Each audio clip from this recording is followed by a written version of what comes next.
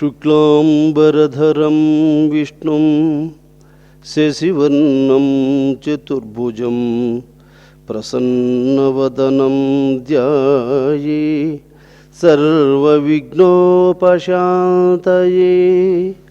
అగజ ఆనన పద్మార్కం గజానన మహర్నిశం అనేకదంతం భక్తానాం ఏకదంతముపాస్మహే ఏకదంతముపాస్మహే. ఓం గురుబ్రహ్మ గురుర్విష్ణు గురుర్దేవో మహేశ్వర గురు సాక్షాత్ పరబ్రహ్మ తస్మై శ్రీ గురవే నమః. ఓం కృష్ణం కమలపత్రాక్షం పుణ్యశ్రవణకీర్తనం వాసుదేవం జగద్యోనిం నవమి నారాయణం హరిం.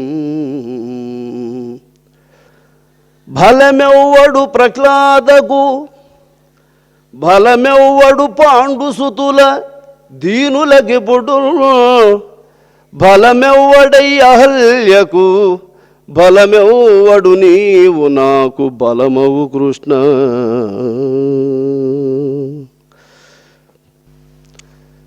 సర్వజీవుల యొక్క స్వరూపములు తానే అయి సృష్టి స్థితి లయాత్మకమైనటువంటి ఆటను కొనసాగిస్తున్నటువంటి జగన్నాటక సూత్రధారి అయినటువంటి శ్రీకృష్ణ భగవానుని పాదపద్మములకు శిరస్సాష్టాంగ నమస్సుమాంజలుడు. ఈరోజు మనం శ్రీకృష్ణ భగవానుడు రుక్మిణీదేవికి ఉపదేశించినటువంటి తారక మంత్ర ప్రభావమును వినబోతున్నాం. మన హస్తమునకు 5 వేళ్ళు ఉన్నాయి కదా, ఇందులో ఈ 5 వేళ్లల్లో బొటన వ్రేలికి ఆకాశ శక్తి దీని యందు ప్రకాశిస్తూ ఉంది. ఈ 4 వేళ్ళు ఉన్న బొటన వేలు సహాయం లేకపోతే సూదిని కూడా ఎత్తుకోలేవు. ఈ 4 ఏళ్ళు కలిసి 4 ఏళ్ళు పొడవుగా ఉన్న బొటన వేలు కంటే అన్ని ఏళ్ళు పొడవుగానే ఉంటాయి. ఉన్న బొటన వేలు సహకారం లేకపోతే సూదిని కూడా ఈ 4 కలిసి సూదిని కూడా ఎత్తుకోలేవు. అందువల్ల భూమి కంటే, నీటి కంటే, అగ్ని కంటే, గాలి కంటే ఆకాశము పెద్దది. ఈ ఆకాశము అనే శక్తి ద్వారా పుట్టినది బొటన వ్రేలు. వాయువు వల్ల పుట్టినది చూపుడు వేలు. అగ్ని వల్ల పుట్టినది నడిమి వేలు. నీటి వల్ల పుట్టినది ఉంగరపు వేలు. భూమి వల్ల పుట్టినది చిటుకున వ్రేలు. అందువల్ల అన్నిటికంటే చిన్నది భూమి, అన్నిటికంటే పెద్దది ఆత్మ. అన్నిటికంటే పెద్దదాన్ని వదిలేసినాము, అన్నిటికంటే చిన్నదానికి వచ్చి తగులుకొని ఉన్నాం మనము. అన్నిటికంటే పెద్దదైనటువంటి ఆత్మను మర్చిపోయినాము, అన్నిటికంటే చిన్నదైనటువంటి శరీరంలో తగులుకొని ఉన్నాం, భూమి మీద పడి ఉన్నాం మనం. అందువల్ల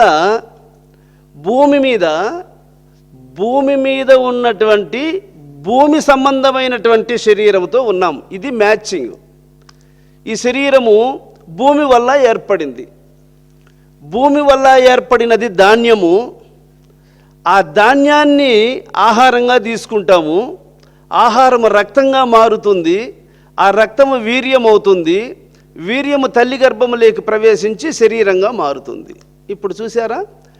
అందువల్ల భూమి సంబంధమైనది శరీరం కాబట్టి భూమి నుంచి పండినటువంటి పదార్థాలనే దీనికి ఆహారంగా పెడితే శక్తివంతంగా భూమి మీద జీవించగలుగుతుంది.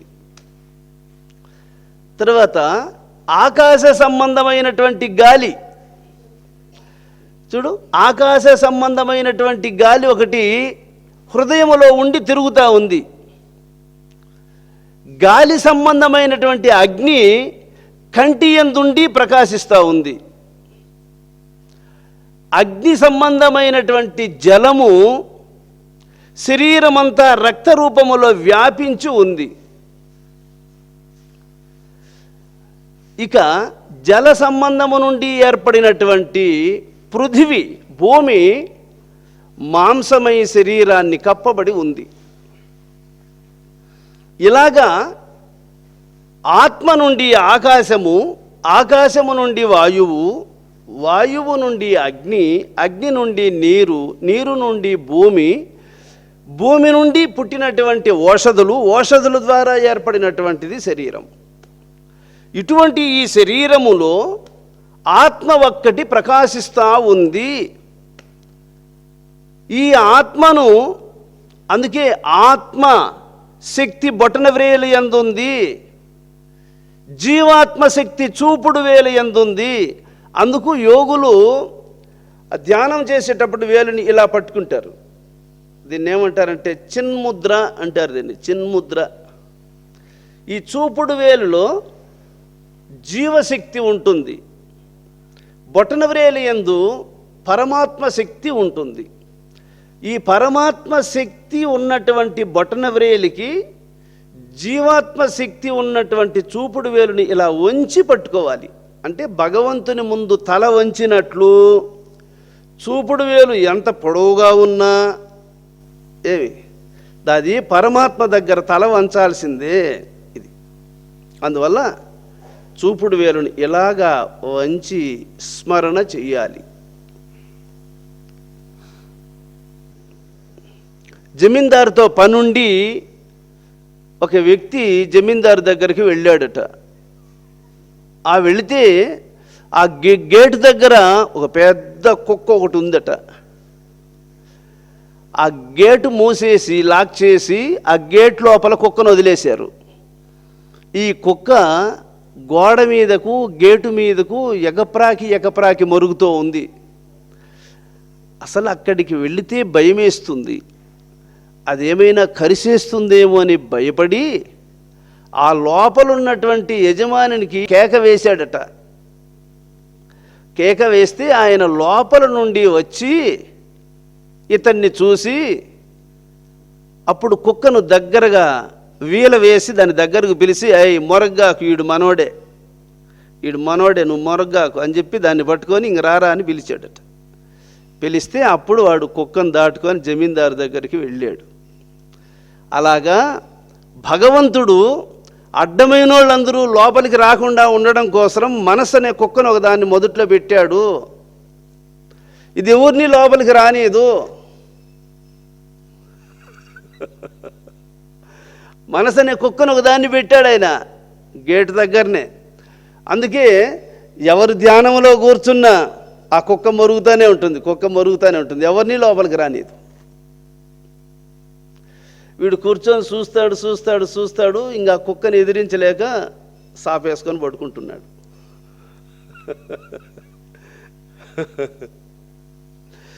కాబట్టి లోపలున్నాడు పరమాత్మ అనే జమీందారు. ఆయన్ను ప్రార్థన చెయ్యాలి. ఆయన ప్రార్థన చేస్తే నీ పిలుపు ఆయన వింటాడు. ఆయన విని ఆయన బయటొచ్చి మనసనే కుక్కను సముదాయించి నిన్ను లోపలికి ఆహ్వానిస్తాడు. కాబట్టి త్రిగుణాత్మికమైనటువంటి ఈ మాయ భగవత్ శరణాగతుడైన వారిని తప్ప తక్కిన వారిని ఎవరిని అది వదిలిపెట్టదు. స్వామి చెప్పినటువంటి సత్యాన్ని ఉపాసన చేసినటువంటి వానికి మనస్సు స్థిరంగా నిలబడుతుంది. కనుక కారణంబులేని కార్యంబులిలలేవు, కార్యములకు ఆది కారణంబయ్యి, కారణంబు విత్తు కార్యంబు చెట్టగు, కాక చెట్టగునకో కారణంబు.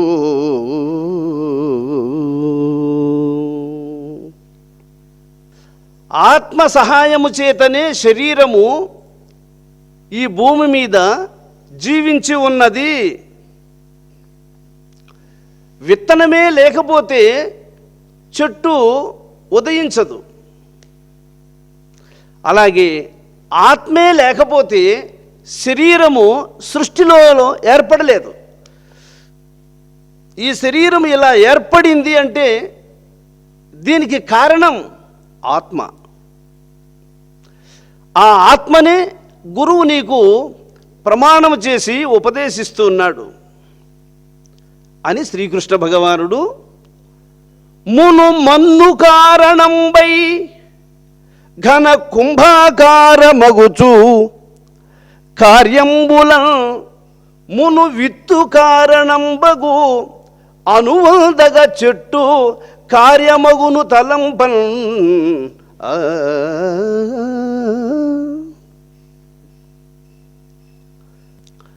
ఒక చెట్టు ఏర్పడాలి అంటే దానికి విత్తనం ఉండాలి. ఆ విత్తనము ఉంటేనే చెట్టు ఆవిర్భవిస్తుంది. అందువల్ల విత్తనమందే వృక్షమున్నది అదెరా అదే పో ఉపదేశం. ఉపదేశం అంటే ఏంది? విత్తనము నుంచి చెట్టు ఉదయించినట్లు గురువు ఇచ్చినటువంటి ఆ ఉపదేశము నుండి పరమాత్మ సాక్షాత్కరిస్తాడు. ఇది ఒక మర్రి చెట్టు విత్తనాన్ని చూడండి, చిన్న కంటిలో నలుసంత ఉంటుంది, అది అంతే, చిన్న విత్తనం.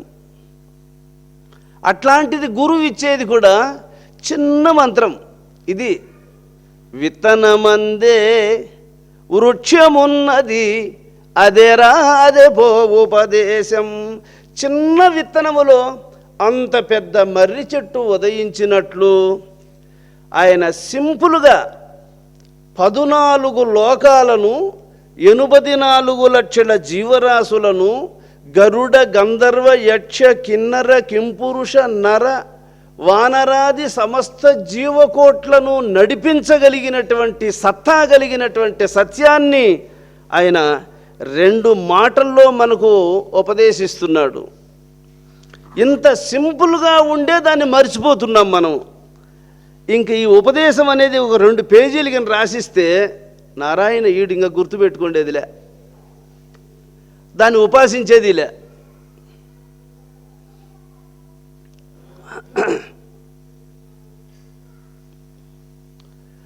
విత్తు కారణాత్మ విశ్వంబు కార్యంబు.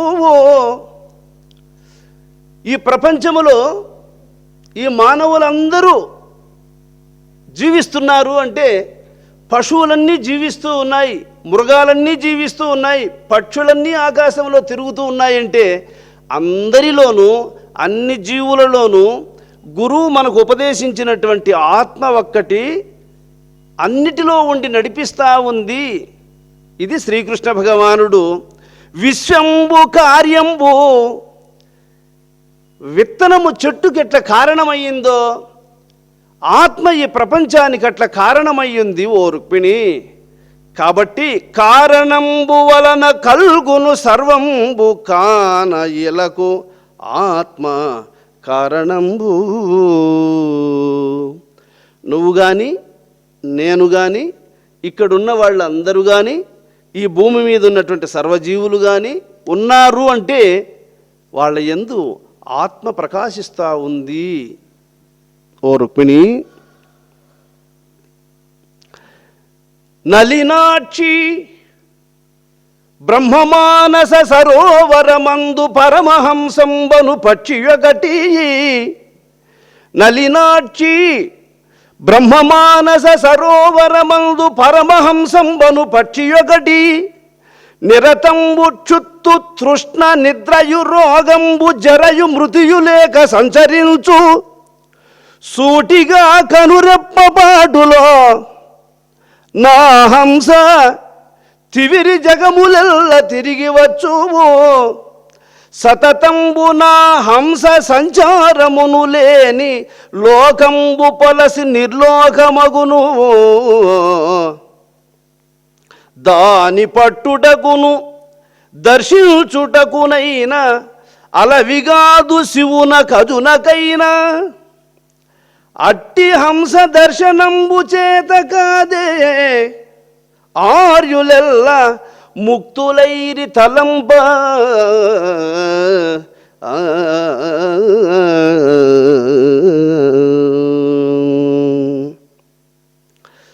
తామర పద్మముల వంటి కన్నులు కలిగినటువంటి ఓ రుక్మిణి మానస సరోవరములో పరమహంస అనే పక్షి ఒకటి తిరుగుతూ ఉంది అని అంటున్నాడు. మానస సరోవరం అంటే అర్థమేందో తెలుసా? మనస్సు చేత నిర్మింపబడినటువంటిది శరీరము.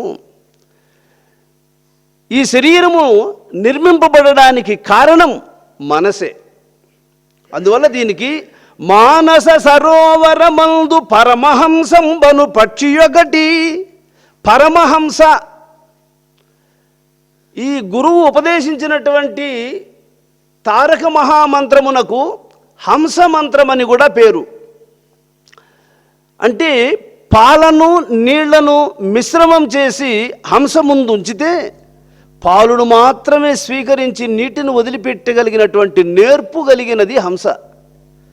అలాగే పాపపుణ్యములు రెండింటితోనూ మిశ్రమమైపోయి ఉన్నటువంటి ఈ మనస్సు ఆ పరమహంసకు అందించినట్టయితే ఈ మనస్సును, ఆ పరమహంస పాపాన్ని మాత్రమే తొలగించి పుణ్యాన్ని స్వీకరించుకునేటువంటి గుణం దానికి ఉంది కాబట్టి దానికి పరమహంస అని పేరు.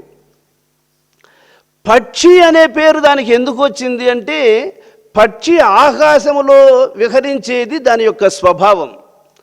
అలాగే ఈ ప్రాణం అనేటువంటి పక్షి 21,600 సార్లు నిరంతరము పైన తిరుగుతూ ఉంది. ఈరోజు సూర్యోదయం 6 గంటల నుండి రేపు సూర్యోదయం 6 గంటల వరకు జరిగే 24 గంటలకు 21,600 సార్లు అది తిరుగుతూ ఉంది.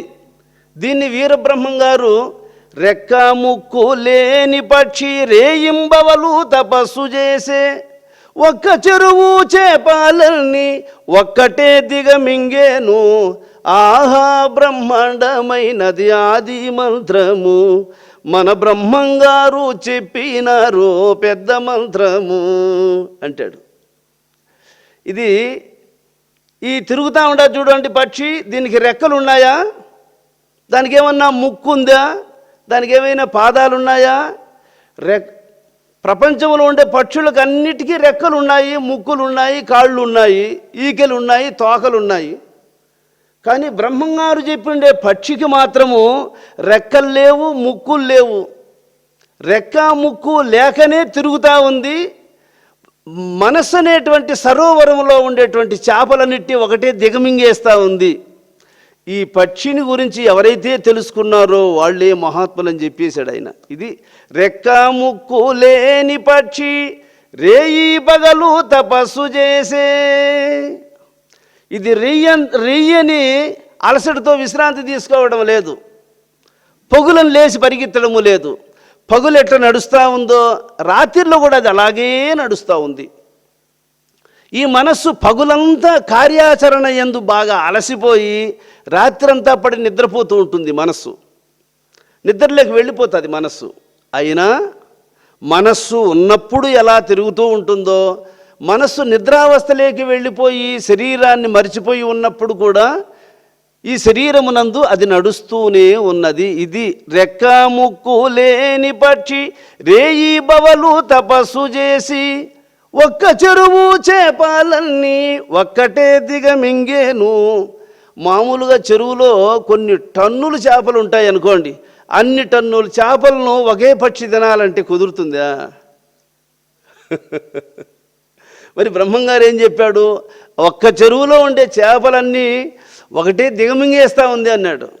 అంటే నీకు గురువు ఉపదేశించినటువంటి ఆ మంత్రాన్ని నువ్వు ఆయన ఎలా చెప్పాడో అలా స్మరణ చేస్తూ ఉన్నట్లయితే ఈ జన్మలో చేసిన పాపాలే కాదు, ఇంతకుముందు జన్మలో చేసిన పాపాలు కాదు, కోటి జన్మాల పాపం కాలిపోదే. కల్పనాతీత యోగాత్మ కేవలాత్మ. కోటి జన్మాల పాపాలను మింగేస్తుంది అది అన్నాడు. అందువల్ల అది రెక్కా ముక్కు లేని పక్షి, రేయి బౌలు తిరుగుతూ ఉన్నటువంటి పక్షి, అది పరమహంస అనేటువంటి పక్షి, అది తారక పరబ్రహ్మం అనేటువంటి పక్షి, అది ఆకాశమును, గాలిని, అగ్నిని, నీటిని, భూమిని సృష్టించి, భూమి మీద ఉన్నటువంటి ప్రాణులన్నింటినీ సృష్టించి, భూమి మీద ఉన్నటువంటి ప్రాణులన్నింటినీ నడిపించగలిగినటువంటి శక్తి కలిగినటువంటి సత్యం అదియే. కాబట్టి నలినాక్షి, సూక్ష్మ బుద్ధి కలిగినటువంటి ఓ రుక్మిణి, పతివ్రతలలో శ్రేష్ఠురాలైనటువంటి ఓ రుక్మిణి అని భగవానుడు నిండు మనసుతో ఆశీర్వదిస్తూ భార్యతో ఇలా అంటున్నాడు. బ్రహ్మమానస సరోవరమందు, మానస సరోవరం చూడండి. ఈ మనస్సు దేని యందు పుట్టిందంటే పరబ్రహ్మము నుంచి పుట్టిందండి మనస్సు. పాచి నీళ్లు ఉంటేనే పుడుతుంది, నీళ్లు లేకపోతే పాచి ఉదయించే ఆస్కారమే లేదు, ఉదయించదు. కాబట్టి నీళ్లు ఉన్నాయి అంటే ఆ నీళ్లు మార్పు జరుగుతూ ఉంటే పాచి ఉదయించదు, కానీ నీళ్లు నిల్వ ఉంటే పాచి అక్కడే ఉదయిస్తుంది. అలాగే ఈ మనస్సు భగవంతుని మీదికి పోతా ఉంటే మాయ నిన్ను బాధించదు. భగవంతుని మీదికి పోకుండా ప్రాపంచిక విషయాల యందు నిలబడింది అంటే బంధం తగులుకుంటుంది. మనం ఇంతవరకు చేస్తూ ఉన్నది అదే, ఇంకా తెలుసుకోవాల్సింది ఇదే. ఇంతవరకు మనం చేసింది అదే, ఇంకా తెలుసుకోవాల్సింది ఇదే. దానికి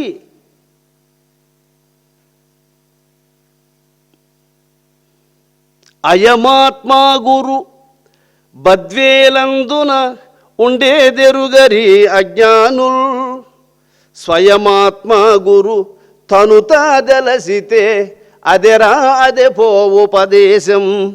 ఉపదేశం బని పలికే ప్రణవము ఉత్తదందురి అజ్ఞానుల్, విత్తనమందే వృక్షమున్నది అదెరా అదే పో ఉపదేశం. ఉపదేశం అంటే దాంట్లో ఏముందిలే అని అనుకునేవాడు అజ్ఞాని. కాబట్టి ఉపదేశం బని పలికే ప్రణవము ఉత్తదందురి అజ్ఞానుల్, విత్తనమందే వృక్షమున్నది అదెరా అదే పో ఉపదేశం. విత్తనాలు తీసుకొని ఇంట్లో పెట్టుకో, ఒక రోజు, 2 రోజులు, 1 నెల, 2 నెలలకు క్రమంగా పురుగులు పడిపోతుంది, పుచ్చిపోతాయి విత్తనాలు అంతే. ఆ విత్తనాలను బాగా దుక్కి చేసి సతువ చేసి భూమిలో వేసుకో, నీళ్లు పెట్టు, అవి క్రమంగా మొక్కై పైకి వస్తాయి. తర్వాత దాన్ని సంరక్షణ చేసుకో, పంట వచ్చేస్తుంది. చూసావా? విత్తనాన్ని భూమిలో వేసి దాన్ని పండించుకున్న వానికి విత్తనము సహకరిస్తుంది, విత్తనం వల్ల లాభం లభిస్తుంది. భూమిలో వేయకుండా ఆ విత్తనాలను కుండలోనే పెట్టుకుంటే పుచ్చిపోతాయి, పురుగులు పడిపోతాయి అంతే. అలాగే గురువు ఇచ్చినటువంటి ఉపదేశాన్ని మనస్సుకు ఎక్కించి నిరంతరము దాన్ని ఉపయోగిస్తూ వస్తే అది మహావృక్షమై నీకు అనుకున్న పంటను ఇచ్చేస్తుంది. అది దాన్ని తీసుకున్న రోజు నుంచి ఆడ పక్కన పెట్టేస్తే ఏమవుతుంది? అది కట్టుకున్నోడు పెట్టుకోకపోతే పుట్టింటికి ఆడబిడ్డ చేరిపోయినట్లు అది మళ్ళీ నా దగ్గరకు వచ్చి చేరిపోతుంది అంతే. కాబట్టి నలినాక్షి బ్రహ్మమానస సరోవరమందు పరమహంసం బను పక్షి ఒకటి, నిరతంబు క్షుత్తు తృష్ణ నిద్రయు రోగంబు జరయు మృతియు లేక సంచరించువు. నీలో సంచరిస్తా ఉంది చూడండి ఆ పరమహంస అనేటువంటి పక్షి. దానికి నిద్ర లేదు, దానికి ఆకలి లేదు, దానికి దప్పిక లేదు, దానికి ఎప్పుడూ రోగము రాదు, దానికి మరణము లేదు, దానికి ముసలితనము కూడా రాదు. ఏది ఆ నీలో తిరుగుతా ఉంది చూడండి, ఆ పరమహంస. దానికి ఆకలి లేదు, దప్పిక లేదు, నిద్ర లేదు, ప్రత్యేకమైన మెలకువ లేదు. ఆకలి, దప్పిక, రోగము, ముసలితనము, బాల్యం అనేది లేకుండా నిరంతరము సంచరిస్తూ ఉంది. అటువంటి పరమహంసను సూటిగా కనురెప్పపాటులో నా హంస తివిరి జగములెల్ల తిరిగివచ్చు. ఈ హంస కన్నురెప్ప అట్లా మూయడానికి ఎంత టైం పడుతుందమ్మా?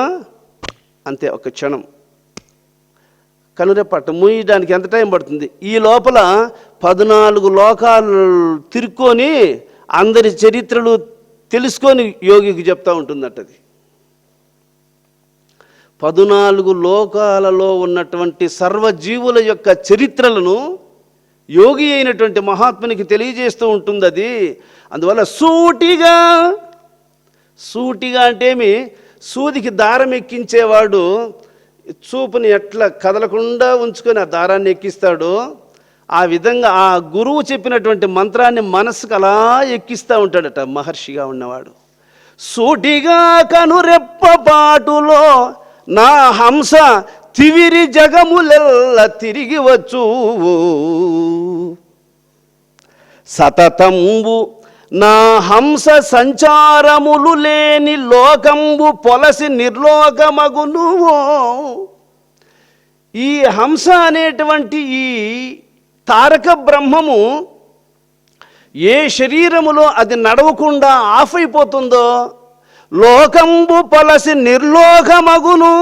ఆ శరీరం ఆడు పడిపోతుంది అంతే.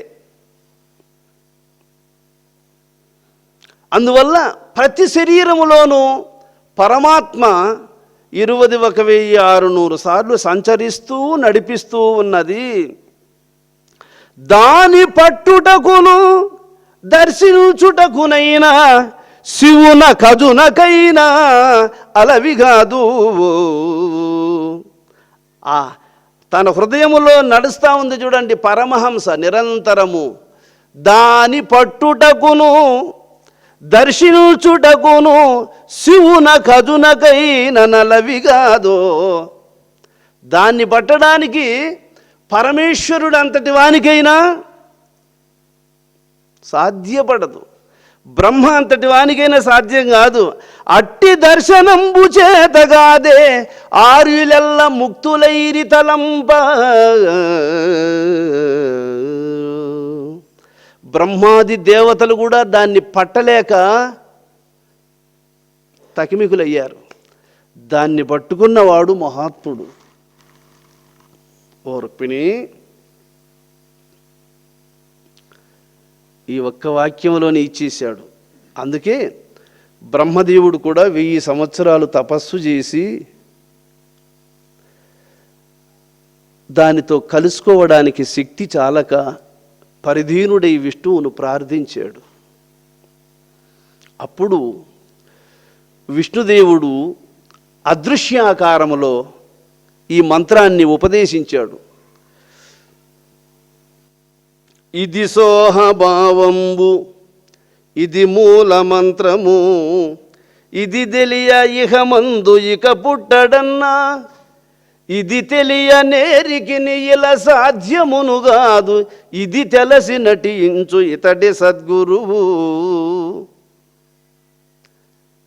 ఇది మూలమంత్రము, దీన్ని తెలిసి నడుచుకునేటువంటి వాడే సద్గురువు. కాబట్టి ఆ హంసను ఎవరైతే పట్టుకుంటారో వాళ్ళకి అది దర్శనమిస్తుంది చెప్తున్నాడు. ఎవరు? కృష్ణ భగవానుడు. హంసను ఎవరు పట్టుకుంటారో వాళ్ళకి అది దర్శనమిస్తుంది. ఎవరైతే దాన్ని పట్టలేకపోతారో, పట్టలేని వారంతా భ్రాంతుల పాలైరి అఖిల జీవ సంగాత్మలింగ.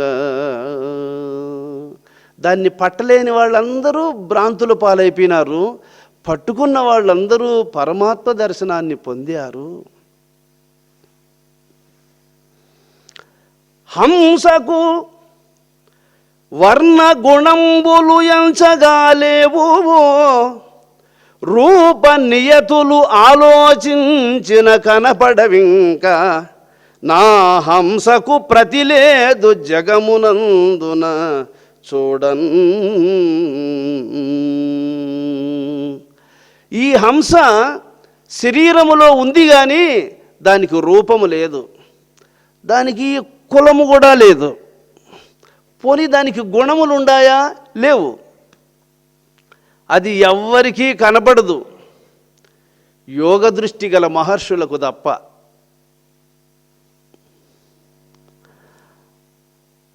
అమ్మరాళమునకు నావలనొక కోతి తిరుగు గాలి భంగి, దిశలు దిశలు నెల్చ ఎప్పుడు కూడువు, దిశలు దిశలు హంస నెప్పుడు కూడువు, అప్పుడే ఆ కోతి చచ్చు మాయలెల్ల సమసిపోవో. ఇక్కడ ఈ పరమహంస ప్రతి ఒక్కరికి శరీరములో 6 అంగుళాలు మాత్రమే లోపలికి ప్రవేశిస్తుంది.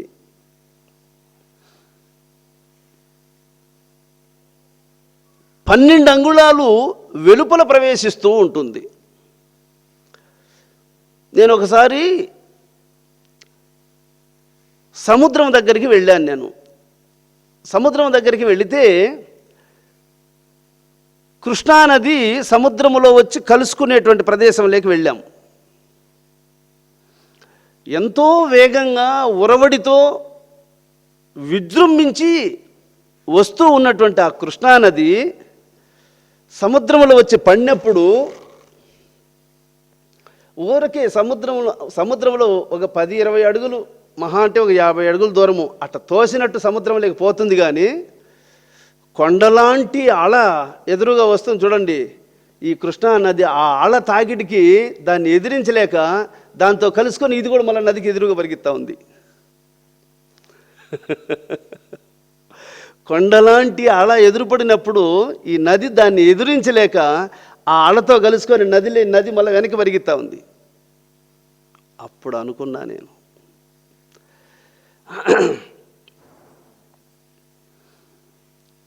6 అంగుళములు లోపలికి ప్రవేశిస్తూ ఉంది, 12 అంగుళములు వెలుపలికి ప్రవేశిస్తూ ఉంది. దీన్ని యోగి అయినటువంటి వాడు 6ను బయటపెట్టి 12ను లోపలికి పెట్టుకుంటాడండి. ఇప్పుడు 6 లోపల పెట్టుకొని 12 బయట పెట్టుకొని ఉంటారు ప్రతి ఒక్కరూ. కానీ జ్ఞాని అయినటువంటి వాడు సాధన బలము చేత 12 అంగుళాలు లోపలికి పెట్టుకుంటాడు, 6 అంగుళాలు మాత్రమే దేహరక్షణార్థమై వెలుపల పెట్టుకొని ఉంటాడు దాన్ని.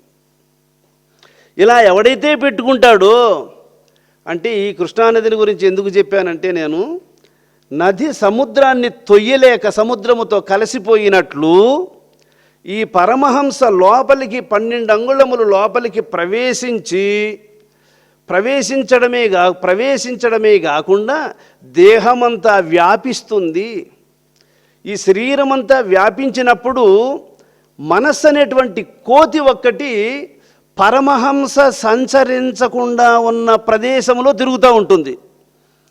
ఇప్పుడు మీరు ఒక లైట్ చేతపట్టుకొని పోండి, ఆ బయట లైట్ టార్చ్ లైట్ ఎత్తుకొని పోతే లైట్ ఎదురుగా ఉండే ప్రదేశం తప్ప పక్క ప్రదేశాల్లో అంతా చీకటి వస్తూ ఉంటుంది చూడండి. నువ్వు లైట్ ఎత్తుకొని ముందు పోతా ఉంటే ఆ లైట్కి ఎదురుగా ఉండే ప్రదేశాలు తప్ప పక్కనుండే ప్రదేశాలంతా చీకటి ఆవహించుకొనే ఉంటుంది. అలాగే ఈ హంస ఎక్కడైతే తిరుగుతూ ఉంటుందో అది తిరగకుండా ఉండేటువంటి ప్రదేశాల్లో మనసు అనేది తిరుగుతూ ఉంటుందట. మనసు అనేది దీనికి ఎదురుపడకుండా తప్పించుకొని తిరుగుతూ ఉంటుందట. అది చెప్తున్నాడు ఇక్కడ శ్రీకృష్ణ భగవానుడు.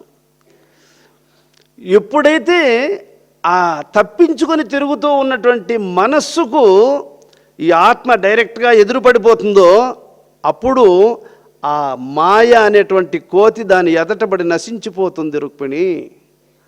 అందుకే రాత్రింబవళ్ళు స్మరణ చేయంగా ఏదో ఒక రోజు ఎదురుపడిపోతుంది. అది అంతటితో క్లియర్ అయిపోతుంది కోర్సు. ఇది సోంబేర్లకంతా అయ్యేది కాదు. ఇది సోంబేర్లకు అయ్యేది కాదు. దీన్ని పట్టరాదు పట్టి విడువరాదు, పట్టెనేని బిగియ పట్టవలయు, పట్టి విడుచుట కంటే పరగ చచ్చుట మేలు. విశ్వదాభిరాముని వేమ అంటాడు వేమన గారు. సావు వస్తే చచ్చిపో, అంతేగాని దీన్ని వదిలిపెట్టద్దు. ఉమ్. అది సావనిస్తుందా? ఆ?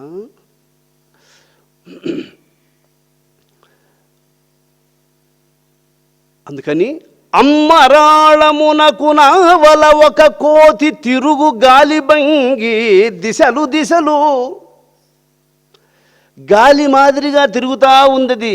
ఆ హంసకు ఎదురుపడకుండా కోతి లాంటి మనస్సు ఒకటి. హంస ఎప్పుడు కూడు అప్పుడే ఆ కోతి చచ్చు మాయలెల్ల సమసిపోవు. ఈ తప్పుకొని తిరుగుతూ ఉన్నటువంటి మనసున్న ప్రదేశంలోకి హంస ఎప్పుడైతే ప్రవేశిస్తుందో మనస్సు అప్పుడు స్వాధీనమైపోతుంది.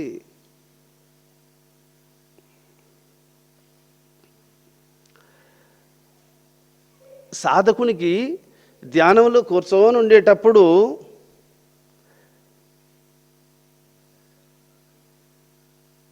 ముందు మరుపు వచ్చేస్తుంది, మరుపు వచ్చిన తర్వాత నిద్ర వచ్చేస్తుంది. అప్పుడు వైరాగ్యం ఉండేవాడు ఏం చేస్తాడు తెలుసా? అప్పుడే పోయి వాడు చన్నీళ్ళు దిగబోస్తాడు దానికి. ఇంత చల్లగా ఉండి నీళ్ళు ఎట్లా పోసుకునేది, వేడి నీళ్ళు లేవు, ఈ పూట స్నానం మానేస్తే పోతుందిలే అనుకునే సోంబేర్లు పనికిరారు దీనికి. అసలు త్యాగం ఉండాలి, వైరాగ్యం ఉండాలి, అశాశ్వతం జీవితం, అశాశ్వతం శరీరం అనే విషయాన్ని వాడు దృష్టిలో ఉంచుకోవాలి. పరమాత్మను తెలుసుకోవడానికి ఒక సాహసోపేతుడు కావాలి. యుద్ధానికి వెళ్ళాలనుకున్నవాడు కండలు తెగిపోయినా సరే శత్రువుని జయించాలనే పరాక్రమం ఉండాలనే కానీ వానికి అయ్యో దెబ్బలు తగులుతాయేమో, నొప్పి వస్తుందేమో, అయినా సెప్టిక్ అవుతుందేమో అనుకునేవాడు వాడు యుద్ధానికి పనికొస్తాడు. వాడు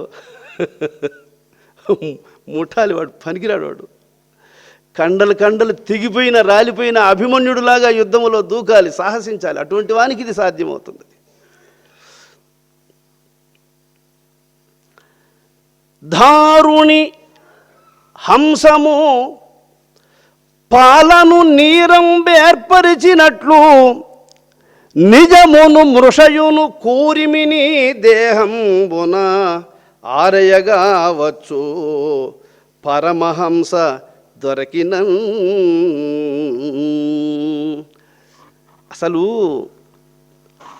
పాలను నీటి నుంచి వేరు చేయగలిగినట్లు హంస పాపాన్ని వేరు చేసి పుణ్యాన్ని మాత్రం స్వీకరించగలిగే సత్తా కలిగింది హంస. కానీ హంస నీకు దొరకాలి కదా, హంస నీకు దొరకాలి కదా. అందుకని చెప్తున్నాడు ఇక్కడ పరమహంస దొరకినన్. ఆ పరమహంస నీకు దొరకాలి. అందుకే సాధకుడు ధ్యానంలో కూర్చున్నప్పుడు మర్చిపోతూనే ఉంటాడు. ఎందువల్ల అంటే అది దొరకకపోవడం వల్ల. అందుకే మహాత్ములందరూ వేల సంవత్సరాలు తపస్సు చేశారు, వేల సంవత్సరాలు. మన ఆయుష్ అంతా వాళ్ళు తపస్సు చేసిన దాంట్లో పావలా భాగం లేదు. మన ఆయుష్ 100 సంవత్సరాలు, వేల సంవత్సరాలకి ఎక్కడ, 100 సంవత్సరాలకి ఎక్కడ. ఈ 100లో బాల్యము కొన్నాళ్ళు పోయా, యవ్వనము కొన్నాళ్ళు పోయా, కౌమార్యము కొన్నాళ్ళు పోయా, వృద్ధాప్యము కొన్నాళ్ళు పోయా. ఇంతదాకా ఆయుష్ ఉంటే కదా. ఇంత తక్కువ ఆయుష్ కలిగినటువంటి మనము ఎంత శ్రద్ధ తీసుకోవాల్సి ఉందో చూడండి. రుక్మిణి శక్తికి సాధ్యమును కాదు, యుక్తులకును చిక్కుపడదది, ఎవ్వరి చిత్తములకు వనర గురుసూత్రమనియడి నుచ్చులొడ్డి బహుళ సులభం బుగదాని పట్టవచ్చు.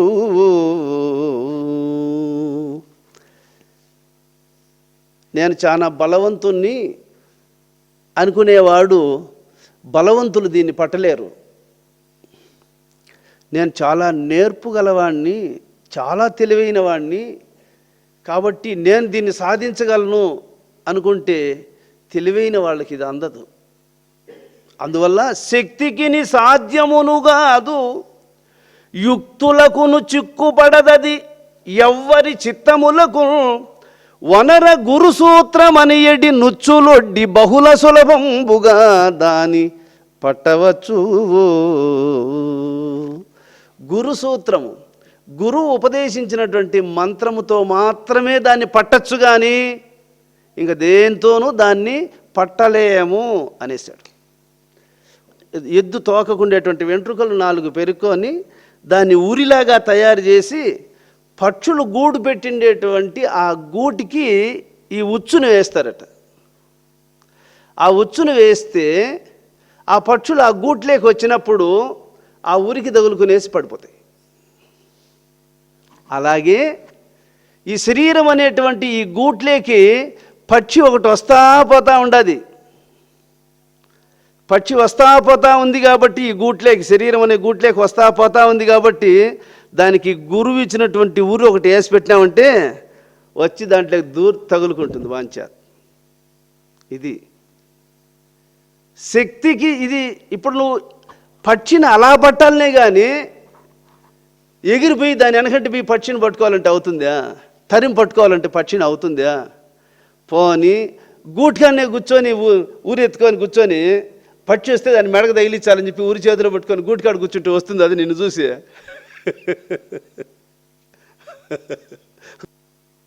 ఆ గురువు ఇచ్చినటువంటి ఊరిని గూటికేసి ఏమి రెప్పల చాటున అలా ఉండాలి. అప్పుడు దాని ఇచ్చగా అదే వస్తుంది, గూట్లోకి వచ్చి తగులుకుంటుంది. ఇది వనర గురుసూత్రమనియడి నుచ్చులొడ్డి బహుళ సులభంబుగదాని పట్టవచ్చు. ఆ గూటికి ఊరేసేసి నువ్వు పక్కన కూర్చొని ఉంటే సార్ దాని ఇచ్చగా అదే వచ్చి పడిపోతుంది. గురువాక్యం అట్టిది.